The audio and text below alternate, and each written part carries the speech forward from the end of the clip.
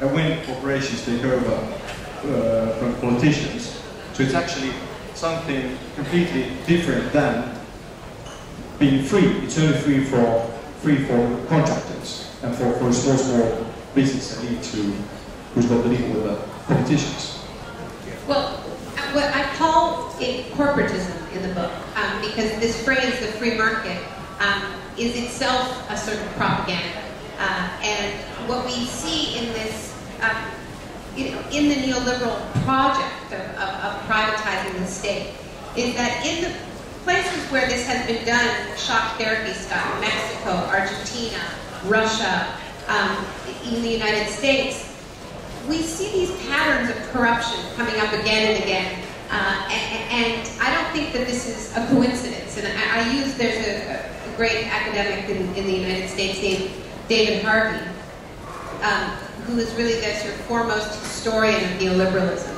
And he argues that what we're seeing in the neoliberal era, the past 35 years since the first country adopted these policies, Chile under Pinochet, is that the state acts as the colonial frontier did during an earlier stage of capitalism. So you have these periods of rapid expansion in the market project, where in the colonial era it was the raw resources of the land and new frontiers, which were deliberately lawless, because this created the ultimate context for rapid wealth accumulation. And Adam Smith theorized that the New World of North America created the optimal capitalist conditions precisely because of its lawlessness, precisely because of the speed of accumulation. And we had this period from the 30s through the 60s where the state grew very strong, and there was much wealth accumulated in the state itself, so that what we've been doing during the colonial era is feeding the state to private enterprise in a similar state of lawlessness, which creates this very tight collusion between a small business elite and a political elite. So there's very little that's free about it. It's mostly about who you know. But on the other hand, in your book, it's we talk about sort of neo-colonialism. So it's, when the old colonialism was the rich empires of the West doing colonialism in what today would be third world countries. So now it's sort of colonialism within as well. You took the New Orleans example, for instance, which would be a bit different than old style 1800s colonialism. It is different, but there are some similarities. The early settlers in North America also believed that disasters were clearing the land for their project, and in North America, the genocide against indigenous people was not primarily done with guns; it was done with disease.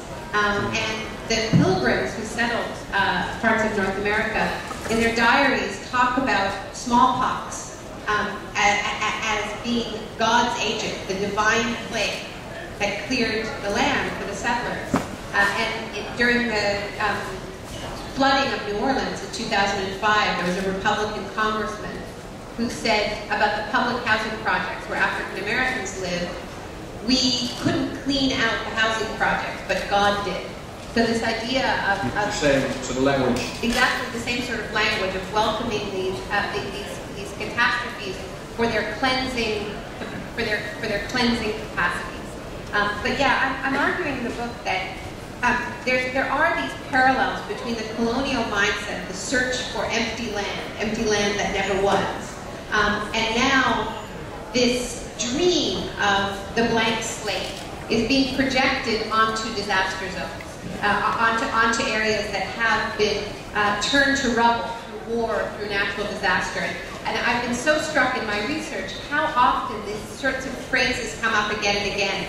Clean sheet, blank slate. When I was in Sri Lanka, the developers would talk about how the tsunami had swept the beach clean, and now they could build their resorts. Very, very cynical. It's definitely cynical, yeah. Okay, I won't translate it all, otherwise we'll sit here till 7 o'clock or something, but to sum it up, you include tiivistelmä siitä, eli se sama kolonialismin henki, jossa siis lähdettiin myös siitä, että etsitään siis tyhjiä alue, joilla luodaan jotain täysin uutta. Se tehdään Naomi Kleinin mukaan, hänen kirjansa mukaan nykyään samalla tavalla siis se, että on tila, jonka joko ihminen, esimerkiksi sotajoukko, puhdistaa täysin vanhasta, sen päälle rakennetaan uutta nimenomaan yksityisvoimia, tai sitten tulee joku tsunami tai joku toinen